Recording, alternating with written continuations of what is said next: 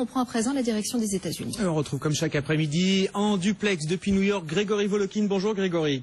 Bonjour Grégoire. Le président de Mescard Financial Services. L'ambiance est gloomy comme on dit chez vous. Et oui, hier, vous savez, c'était le Super Bowl, la plus grande manifestation sportive aux États-Unis.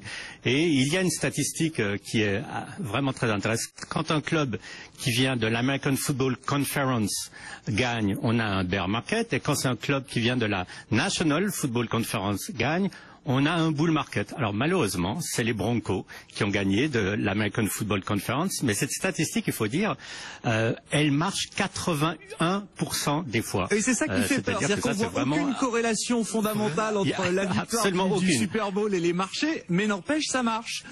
Et ça a marché à 81% des fois, c'est-à-dire 39 fois sur 48 compétitions. C'est un chiffre quand même très très impressionnant, donc ça ne nous donne pas vraiment le sourire aux lèvres ce matin. Bon, moi je me demande, est-ce que c'est pas la baisse des marchés plutôt qui a fait gagner les Broncos? Parce que le marché américain, il a quand même déjà un peu baissé depuis le début de l'année.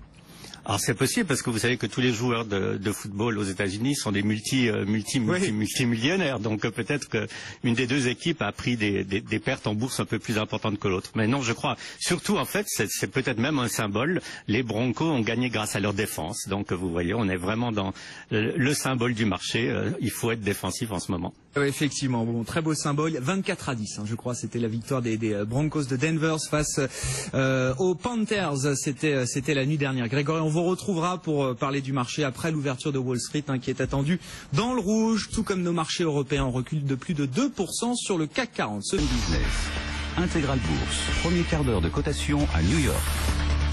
Grégory Volokin, on vous retrouve en duplex vidéo depuis New York, le président de Mescard Financial Services. Bon, ambiance toujours lourde sur les marchés, d'autant que pour commencer la semaine, on n'a pas énormément de statistiques ou de résultats d'entreprise. Les marchés chinois sont fermés tout au long de la semaine. C'est pas pour ça que ça nous laisse du répit pour nos marchés européens ou américains en l'occurrence. Non, on est là vraiment absolument dans le vide et je dirais...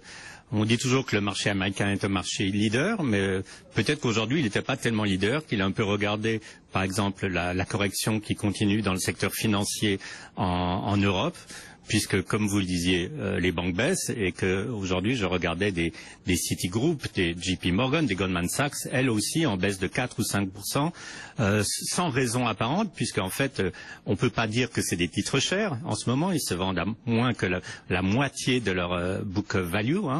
On peut pas dire non plus qu'il y ait eu un gros momentum dessus sur ces titres. Donc vraiment là, c'est des dégagements très importants à tous les niveaux, et je dirais qu'il y a en ce moment rien vraiment qui résiste à cette baisse des marchés. Oui, alors les banques, c'est toujours un secteur particulier en bourse. Alors il y a l'exposition au financement pétrolier qui fait peur. En Europe, il y a des problèmes spécifiques de créances douteuses en Italie. Il y a le sujet grec également qui revient.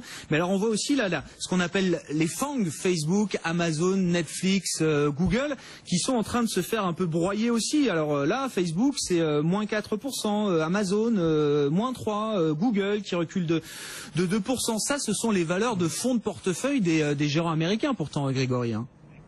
Ce sont les valeurs de portefeuille des gérants mondiaux qui cherchaient de la croissance dans une nouvelle économie qui fait ses preuves, que ce soit les réseaux sociaux, que ce soit la publicité sur Internet. N'oubliez pas, il y a une semaine encore, on avait les résultats de Google qui étaient phénoménaux. On avait les résultats de Facebook qui étaient phénoménaux. Ces actions, après leurs résultats, étaient en hausse entre 4, 5 et 8%. Donc, qu'est-ce qui se passe? Je pense que c'est ce qu'on dit en anglais, c'est un phénomène de crowding. Qu'est-ce que ça veut dire crowding? Ça veut dire que tout le monde était sur ces titres, que ça soit l'individuel en France ou aux États-Unis, que ça soit le fonds de pension écossais, ou que ça soit les fonds d'investissement du Koweït ou du Qatar. Tout le monde était là. C'était là qu'il y avait la croissance. Et quand on veut dégager, essayer de conserver un peu des gains, qui étaient très importants, puisque l'année dernière c'était des actions en hausse entre 30 et 100% selon les actions, c'est là-dessus qu'on tire, je dirais. Et malheureusement, la baisse appelle la baisse. Je dirais pas qu'il y a un nouveau style d'allocation sectorielle qui se fait pour le moment dans les marchés. On voit que tout ce qui est cher et tout ce qui était croissance est vendu, mais en même temps, ce qui est value, et on peut vraiment dire que le secteur financier est value en ce moment, bon marché n'est pas là pour nous retenir. Bon, il n'y a pas d'acheteurs effectivement et tout qui baisse, risk-off maximum en ce moment sur les marchés. Qu'est-ce qui peut nous sauver?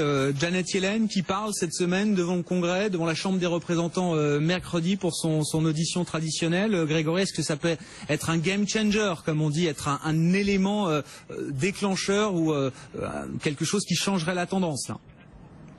Écoutez, si elle voulait commencer à parler comme Mario Draghi de bazooka, ce qu'elle n'a encore jamais employé, elle est très très polie, je pense très discrète.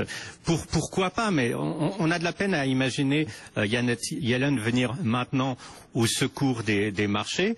Non, moi je pense qu'il y a un moment où ça viendra peut-être d'ailleurs. Je me souviens par exemple qu'au pire de la crise en 2007-2008, tout d'un coup, un matin, un certain Warren Buffett avait dit moi, j'achète le marché, j'achète ce genre d'action. Et qu'est-ce que ça provoque? Ça provoque tout d'un coup une panique à la hausse, une panique avec des couvertures de short. Donc je dis, il faudrait que tout d'un coup il y ait une sorte de signal, que les gens se rendent compte que, par exemple, le Nasdaq en baisse de 15% depuis le début de l'année est une exagération. Peut-être que les multiples étaient trop élevés, mais maintenant, disons, on arrive plus du tout à, je dirais, sur le marché, à une valorisation trop élevée, à moins, alors ça c'est toujours la question, à moins qu'on ait une récession, mais ce scénario récession n'est toujours pas dans les chiffres macroéconomiques que l'on a. Oui, c'est ça. Il y a le prix et la valeur. Hein. Donc voilà, à un moment, il y a quand même des forces de rappel et certains grands investisseurs pourraient peut-être nous le rappeler à un moment. Pourquoi pas? On les écoutera évidemment comme d'habitude. Dans ce contexte de marché, il y a alors un résultat d'entreprise là qui est quand même assez significatif, c'est celui d'Hasbro et la réaction de marché est plutôt jolie puisqu'on perd 2% sur les actions américaines et Hasbro gagne 1,5%, Grégory. Oui, alors Hasbro, ils ont eu quand même une très très grosse chance de signer des accords commerciaux avec Disney. Et ça voulait dire quoi? Ça veut dire que si vous vouliez acheter des produits ou des jouets dérivés de Star Wars, c'était Hasbro qui avait la licence de fabrication l'année dernière. Et ça leur a énormément profité. N'oubliez pas que l'année d'avant, Hasbro, sur quoi il se reposait? Sur des jouets tels que, on appelle ça mon petit poney, je sais pas, mon Little Pony. C'est très bien le Little Pony, mais alors c'est pas vraiment le succès aussi important que le succès d'un Star Wars. Donc là vraiment ils sont au bon endroit avec les bons produits. Et puis il y avait aussi des rumeurs la semaine dernière d'une fusion avec Mattel.